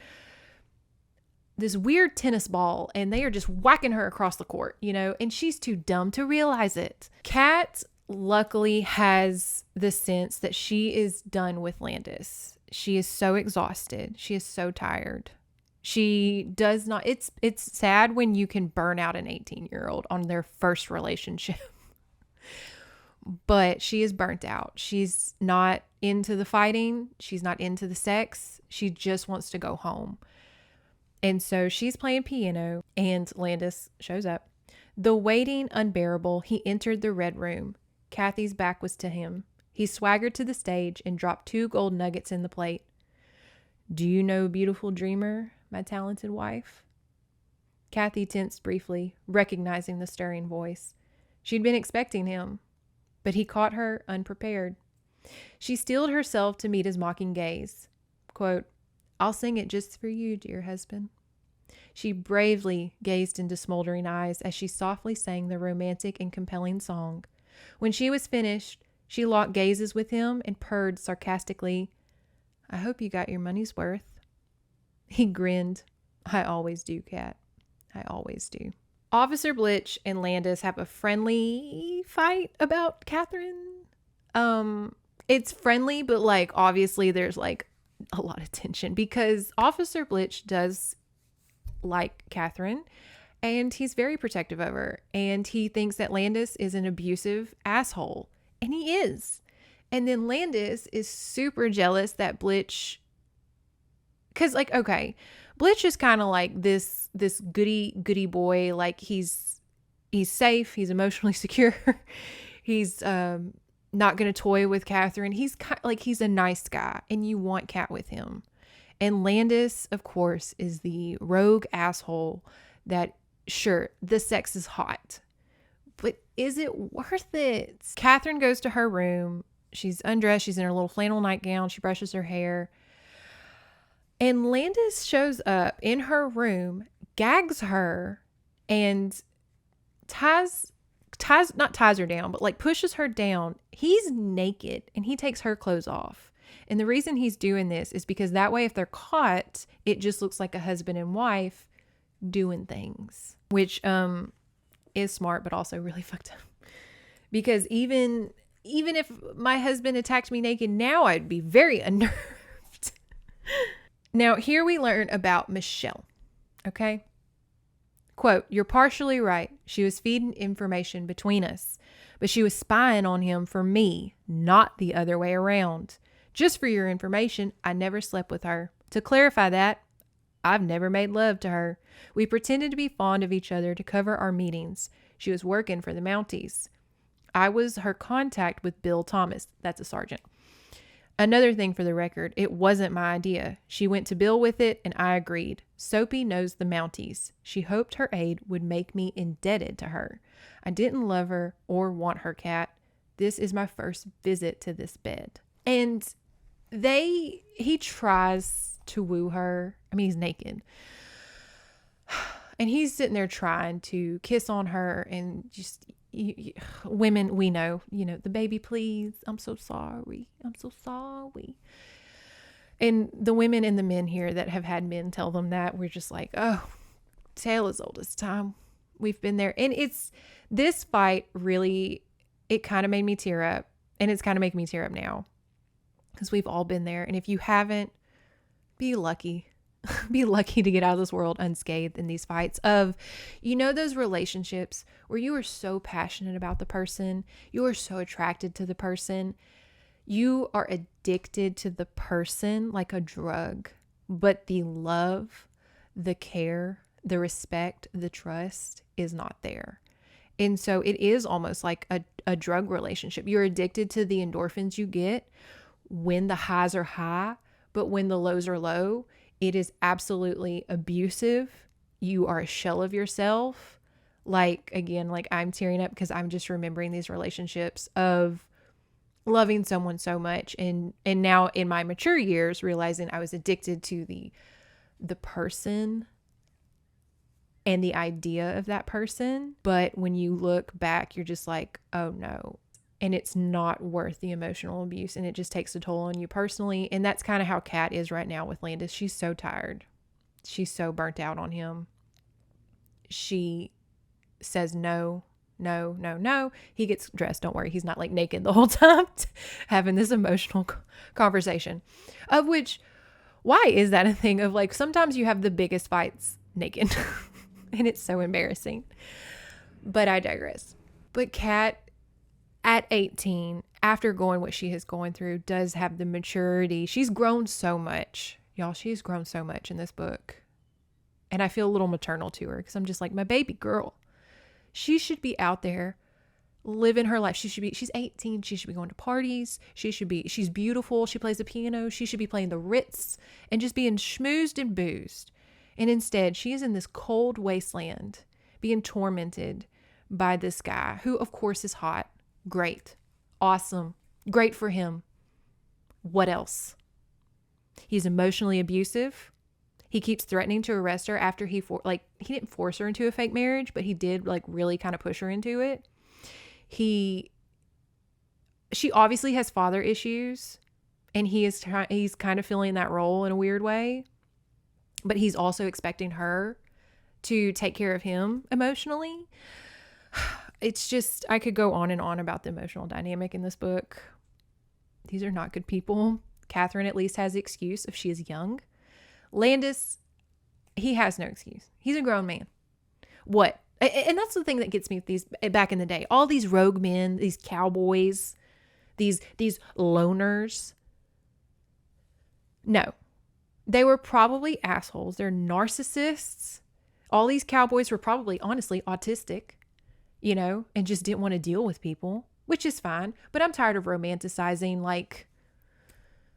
obvious abuse because they won't acknowledge their problems. And yes, Catherine is crazy. Again, she is 18. Okay. She is not mature enough to be handling this, but I digress. So they're having this and he's crying. Good. Drink those male tears. He is crying because he realizes he has lost her. She's not coming back. This is not one of those cute little fights. This is not one of those, he's storming out, I'll never talk to you again. If you leave, I'll have you arrested. She's not screaming, throwing things at him, saying, I'm not your whore. This is no longer a redneck, trashy trailer fight. This is her. She's calm. She's cool. She's collected. And we all know that's when you're fucking done. She's like, I'm done. I'm saving up money and I'm going home. We will handle this marriage stuff legally through the American government or the Canadian government. I don't care. She's like, I don't care. And he's trying to be cute and say oh, well, I'll have you arrested. And she's just like, arrest me then. Fine. If that's what you want to do, is treat me that way, then so be it. Like, it's so heartbreaking. It's so sad. I don't feel bad at him at all because he has been such a fucking dick to her this whole book. She can't talk to a man without him being mad. He will not believe her. I don't feel bad for him at all. I do feel bad for Kat because she has gone through so much. She's gone through so much. Landis hangs around for a bit just because he is still protective of Catherine, and he thinks like maybe she'll change her mind. Maybe she's upset. We know homegirl is done. She's an ice queen to him. He does ask her for her dance, and she does dance with him, and it's very sad. It's a sad dance. You know, he's again misty-eyed and just like, did I really lose you? I've lost the love of my life. I put my line of duty over this once-in-a-lifetime woman. I really fucked up. And he's begging her to stay a few more months so that when his reveal comes out, they can be together in honesty. He's like, please, it's my line of work. I told you I'm working secretly. Please, please, please believe me. In a few months, all will come out to light and we can be together, honest and open, everything. And Catherine's like, I don't want to. I don't want to. I don't want to wait. I don't want to wait. I'm tired. Now, Sophie also wants Kat to stay, but for different reasons. And so she's kind of being enticed by Landis and Sophie of like, please stay. And Sophie's of course just like, you're making so much money. Like, stay another tour date. Catherine goes to sleep one night. And in the modern eyes, this is fucked up. I'm sorry, I'm laughing. I'm laughing at just the insanity of it. She thinks she's having a dream. Landis really shows up at her bedside and she thinks it's a dream. And so she opens her arms and welcomes him because at the end of the day, again, Catherine does love this man. It's just how those relationships are. You were just so in love with the worst person and she's just too young. Anyways, so she thinks it's a dream. She's opening her arms. He, of course, jumps in and they have a very, very steamy sex scene because they have been fighting. They have been hurting. They have been keeping each other away for so long that this relapse, if you will, is intense. Landis rolls over and asks Catherine to stay. And this is when she snaps into, oh my God, I thought this was a dream. But she does say, I won't call this assault because I have been wanting you and I obviously invited you. I just didn't think it was real. And she's like, why are you here? And he says, I broke in because I wanted to talk to you again. And she has the smart bit I appreciated of, if you're so good at breaking into my place half naked all the time, why can't you break into Sophie's room and go steal those papers that you're just so hell-bent to get? Good point. Again, he begs her. She's just like, doesn't excuse your abuse. Like, I'm sorry. And you're just wanting to just shake him because he keeps thinking like, if you just wait 2 more months, Catherine owes you nothing. She does not have to wait another hour for you. Okay. She is her own person. I'm sorry you treated her like crap. That's what happens. Hold on. I want you to hold on to this groveling of Landis, tears, crying, on his knees begging. Hold on to that, okay? He goes the next day again to try to woo Catherine, and he sees Trace Blitch holding Catherine. She is crying, sobbing, and he is consoling her, and she's saying, he came into my room. I'm so scared. Trace kisses her on the forehead, says, I'll never let this happen to you again. Don't worry, you'll be protected. And Landis thinks they're talking about him. And he is enraged because instead of realizing you're a piece of abusive shit and maybe Catherine just doesn't want to be with you and you might have technically sexually assaulted her and she found solace in a man that's treating her like a human being and like a lady, he's just like, oh my God, this whore. My wife is cheating on me. And I just beat the fuck out.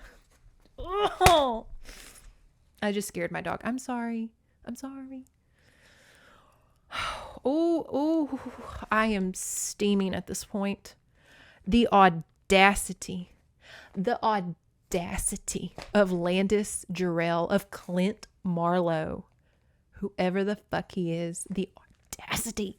Oh, The cheek, the nerve, the gall, the audacity, and the gumption. Landis and Kat fight again. He says, you cheated on me, you're with Trace, you're doing this, you're doing that. And she's mad because he eavesdropped on them, rightfully so. She is also, so what had happened was Mark Slavin tried to assault her again. Broke into her room, tried to assault her. That is what she's upset about. But instead of asking, what were y'all talking about? Instead of, even if she's a piece of shit, giving her the opportunity to lie to your face, like, you don't know. This whole book is literally, y'all don't know anything about anything, but they make these assumptions that are just awful, and they tear apart their relationship on assumptions. Anyways, and so he's like, you cheated on me, blah, blah, blah. How could you? And she's finally like, well, Mark was going to kill me. He had me pinned down. Trace and Jack London saved me. And then Landis is eating crow because he's like, oh, Mark showed up? I'll kill him. And Kat's like, I don't need you to be my protector. I have friends that are my protector. Soapy will protect me more than I want to be indebted to your protect. I don't know. I don't want to be indebted to you anymore. I've got it handled. Did you really think I was cheating on you with Trace? Do you really think I'm like that type of girl? And Landis, of course, is like, whoopsie poopsie. If she hated me before, ooh, she hates me now. Rightfully so. Sadly, though, Trace tells Kat Mark was set free. The Canadian government could not hold him because they did not have proof. So again, Mark is just roaming. Blame Canada! Blame Canada! With all their beady little eyes and flapping heads of all their lies. Blame Canada! Blame Canada! We need to form a full assault! It's Canada's fault! Kat desperately wants to leave at this point. She is so stressed out, y'all. I'm sure her hair is falling out at this point. She is surrounded by so much dangerous men and men that love her but are possessive of her. She needs to go. She needs to go. She overhears Sophie's plan. It sounds like I'm saying Sophie. Sophie? Sophie's plan on the couch.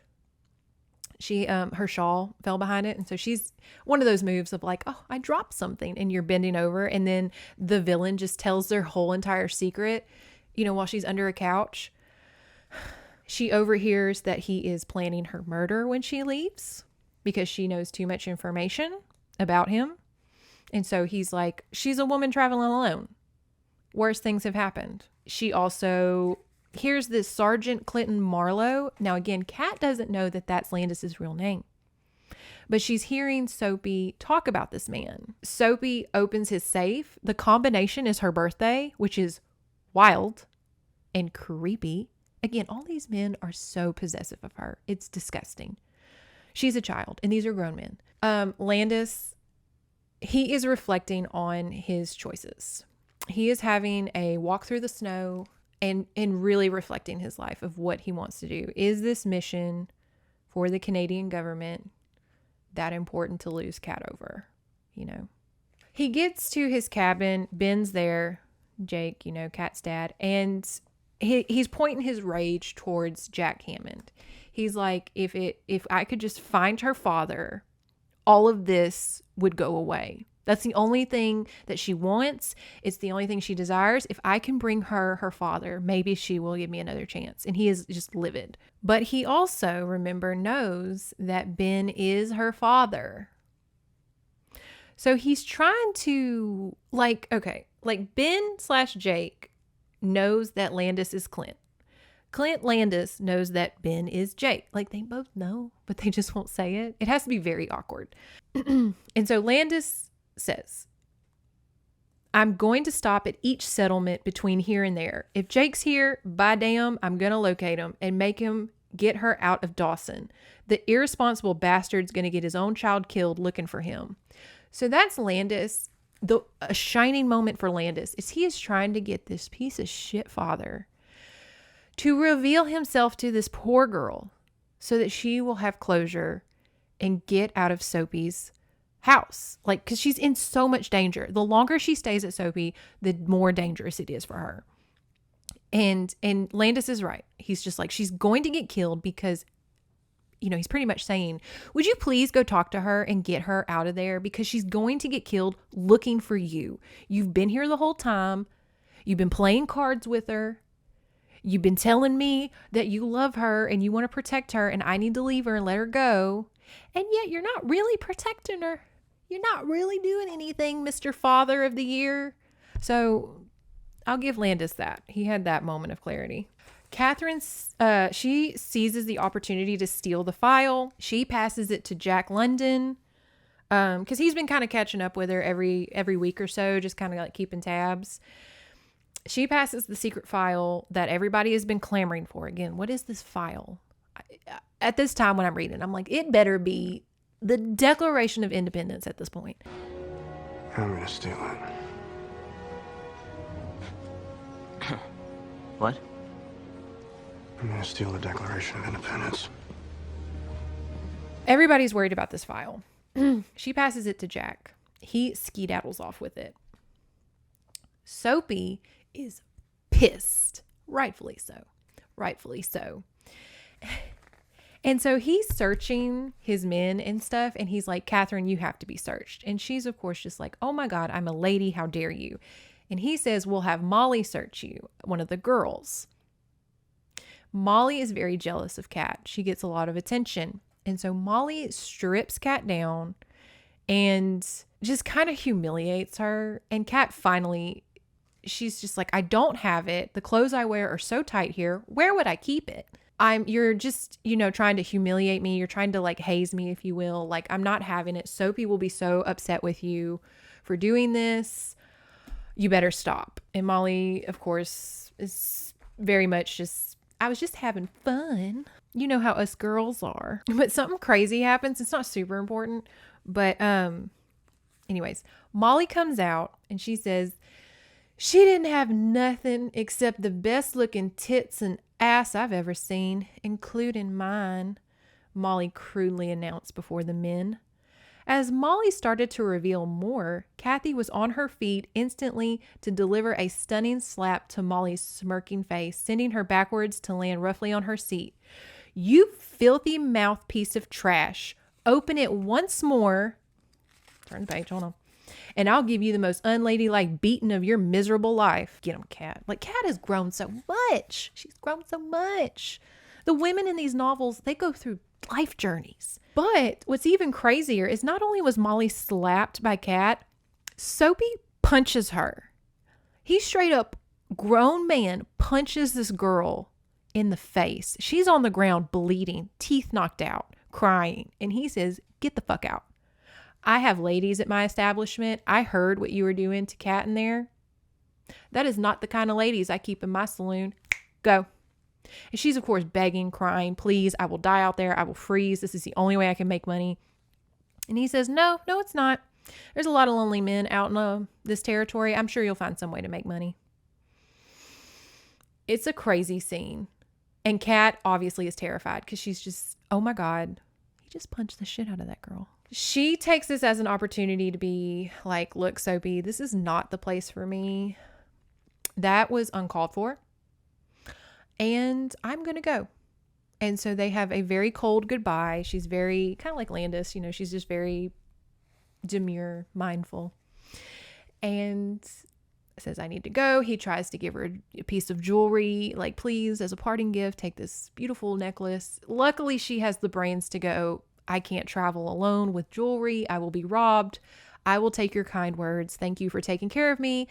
Goodbye. Landis, meanwhile, is at headquarters, if you will.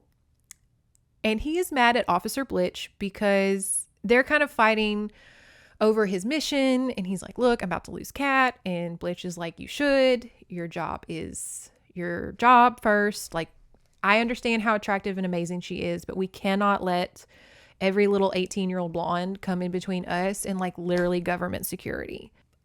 the Mountie personnel and Landis again are kind of fighting because Landis is like, I'm tired. I want this mission to be done. I'm about to lose the love of my life. Please can we just do the mission? Can we just do it? He was tempted to inform both men he would soon be in full control of the entire area, but didn't. Later, when things were neatly tied up, he would tell them he was resigning from the Northwest Mounted Police to accept the appointment of Commissioner of the Yukon Territory from the Governor General of Canada, which amounted to Territorial Governor, a position which offered power and excitement and the freedom to move about as he chose. Most of all, didn't require the Mountie rule of being single. So, Clint Landis is about to be like governor of Yukon Territory. This is literally like the last 10 chapters of this book, and this is like the downhill of the roller coaster. So much is happening. Okay. Landis and Soapy argue. They meet up. They're arguing like, where's Kat? She left. I'm going to get you. You have my papers. I don't have these papers. These fucking papers. A stranger shows up to Soapy. It doesn't say who. It just says a stranger and says, do you need those papers? Do you need Catherine Jarrell? I can get you both. And Soapy's like, great. Don't have to tell me twice. Catherine and Jack London make it to headquarters, the log cabin. Of course, Canadian headquarters is called the log cabin. Catherine hands the papers over to Sergeant Thomas. She's like, y'all have been clamoring for these. Here you go. Shut the fuck up. Here's these goddamn papers everybody's been fighting about. She has no idea what's on them. She wants to know though, because she's like, why is everybody but they're written in code, so even if she did look at them, she wouldn't know what they said. It's never real. I would have to reread it, but I think it's a list of all the bad things Soapy has done, like all of his crimes in a nice little coded list, which is very convenient. Catherine wants to see them, but she sees a file on her father. She sees a big old thick Jack Hammond file. She can't help but look, and of course his picture is attached.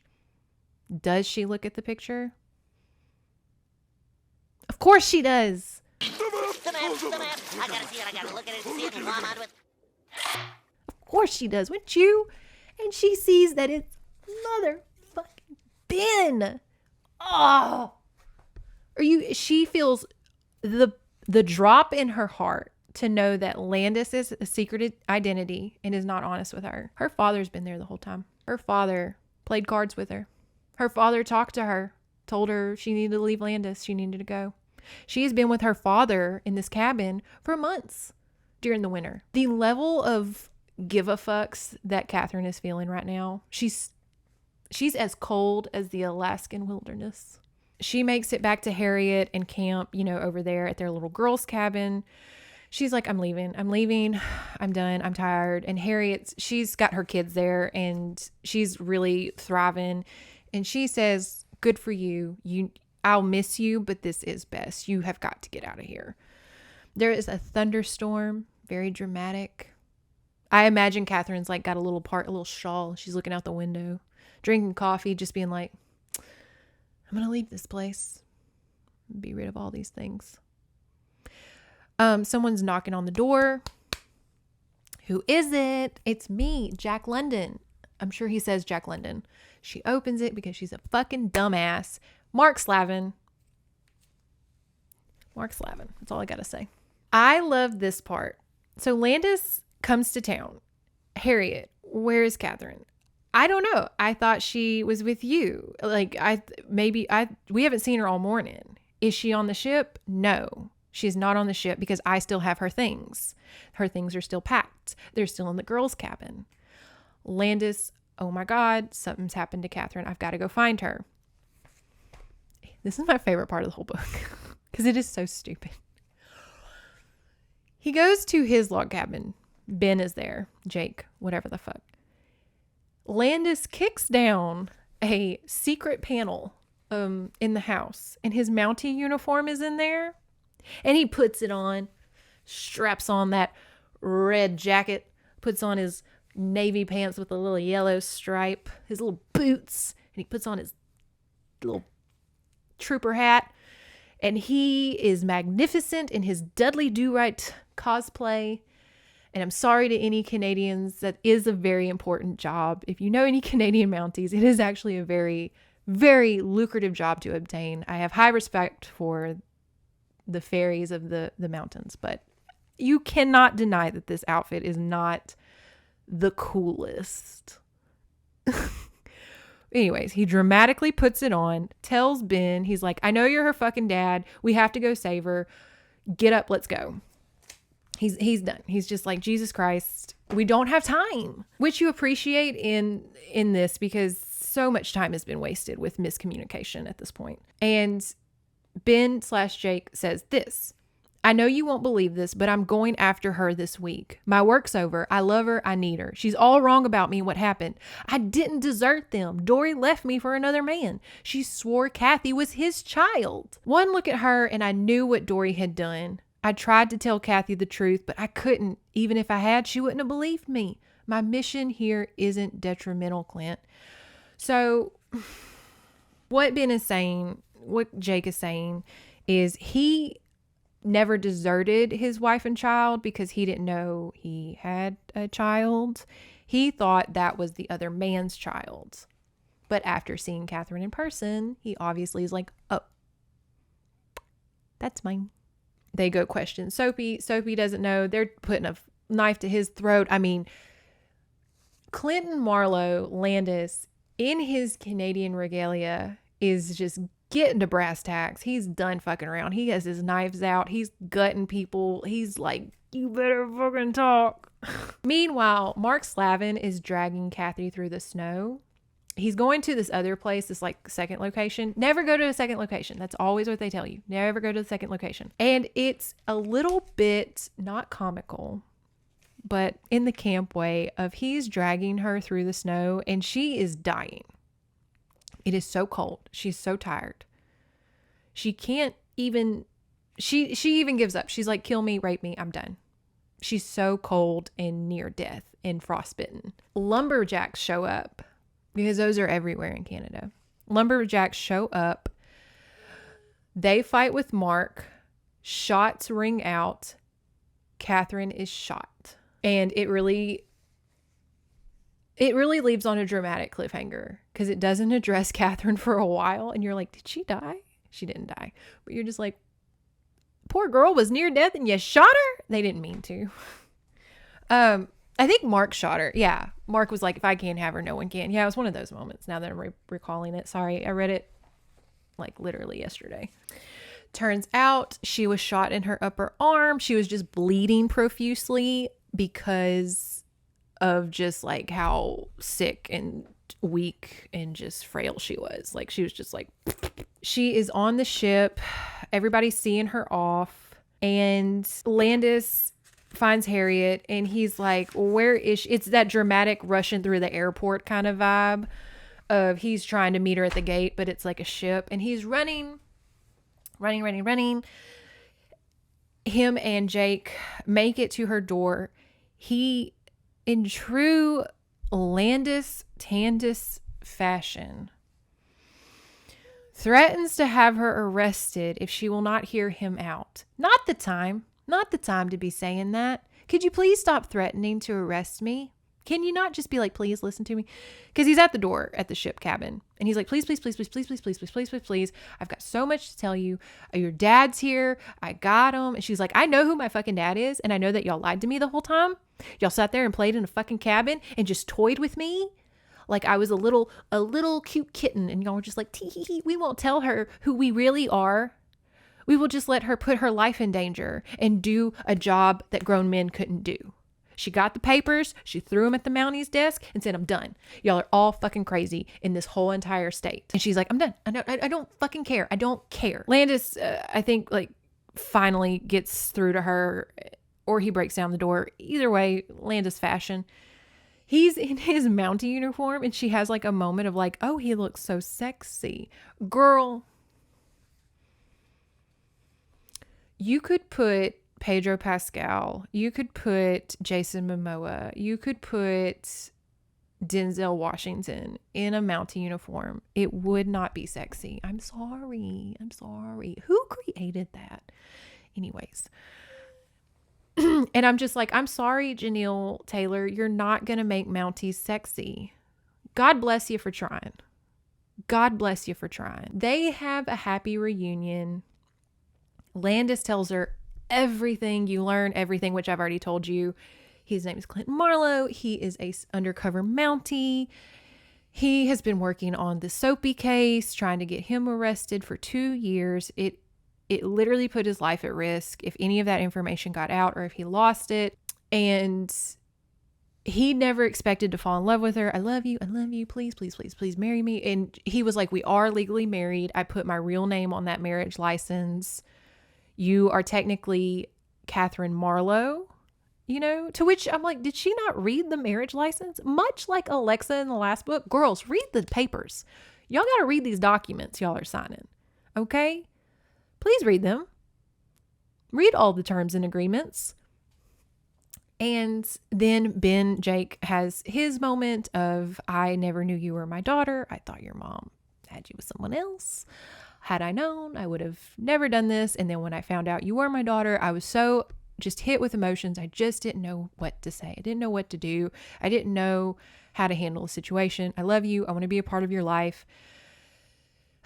And Catherine does, she came all this way to find her father. Of course she's going to forgive her father. She loves Landis. Of course she's going to forgive Landis. This wouldn't be a romance novel if she was just like, get the fuck out of my cabin. I'm leaving. As much as we want her to, she will not. But listen to this awful closing paragraph. This is literally like the last paragraph of this book. And I was floored at how absolutely please don't. Okay. But I do like the name Landis Jarrell, she pouted. Then we'll name our first son Landis Jarrell Marlowe. He cunningly solved the problem. Landis was my father's first name and Jarrell was my mother's maiden name, he quickly explained. She smiled serenely. If you don't get busy, Marlowe, there won't be any sons, she hinted, kissing him greedily. We'll have years to discuss our adventures together. This isn't the time to talk. God, how I love you and need you, Cat Marlowe, he huskily murmured, savoring the sound of her name. Closing his sensual mouth over hers, he skillfully and eagerly fanned golden torments into fiery passion. And that's how the book ends. I don't think naming your first son a name that you moaned in ecstasy is probably cool.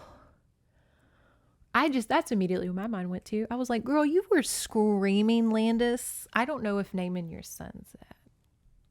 That sounds kind of crazy. Also, how are they going to reminisce about this? The last thing these two people need to do is have children. Okay? They don't need to have children. One, she's too young. Don't you dare. Two, he is emotionally insane. She's insane in the sense of she will put herself in danger to prove a point. Okay? She has no self-preservation skills. She will prove herself to people. Not super wise to do that. Please don't do that. Don't put yourself in danger to prove a point. I could say that to myself in the mirror, honestly. So I'm speaking from experience.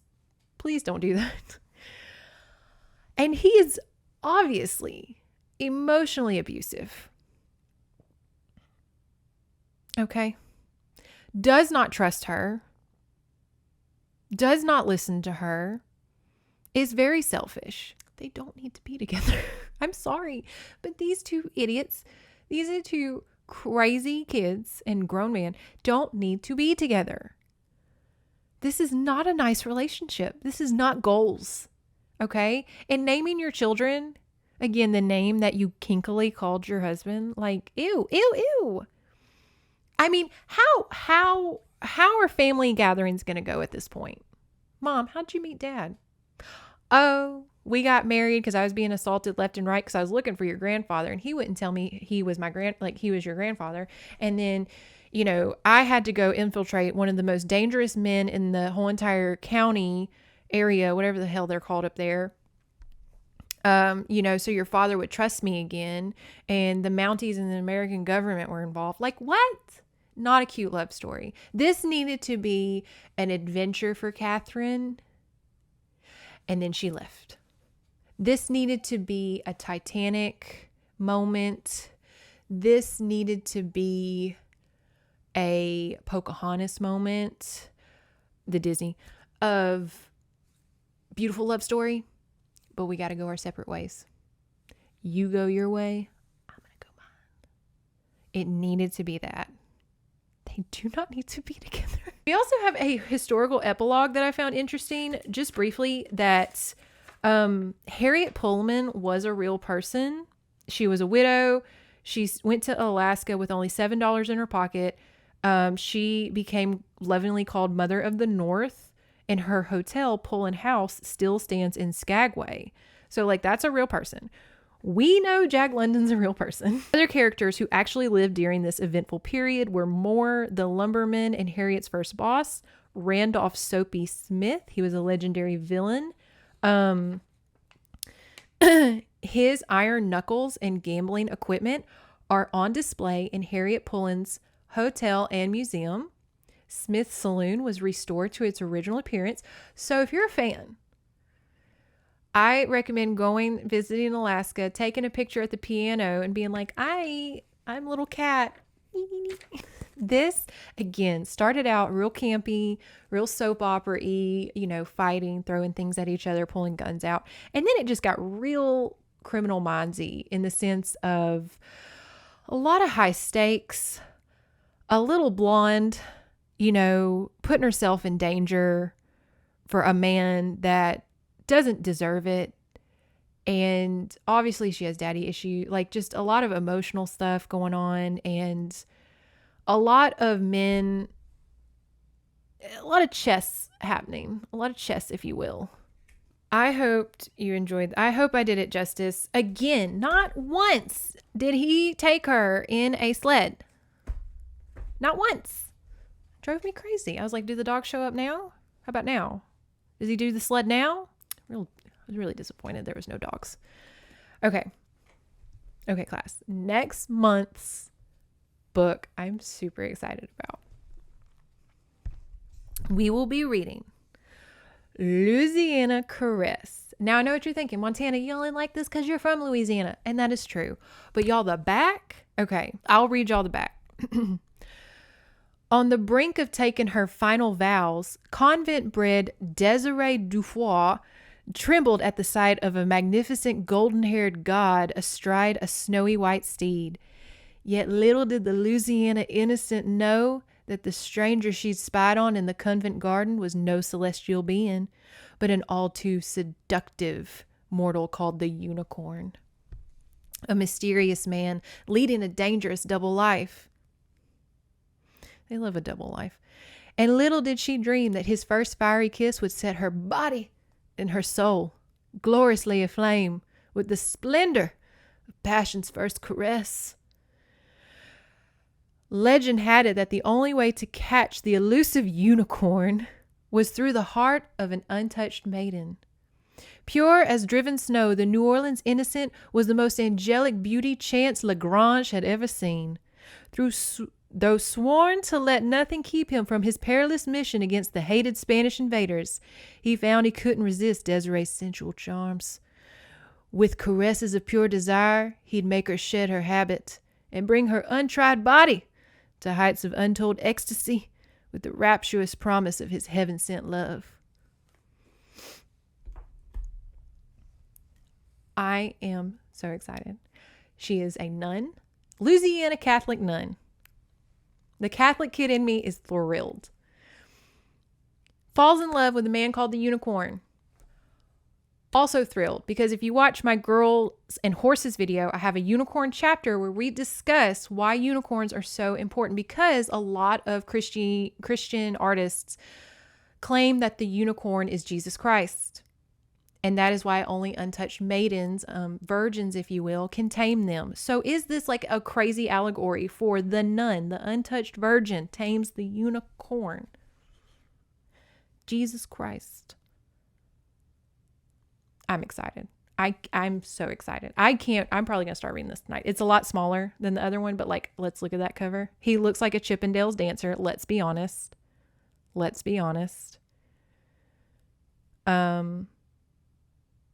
But so we've learned half the time the pictures never do the characters justice. I cannot wait.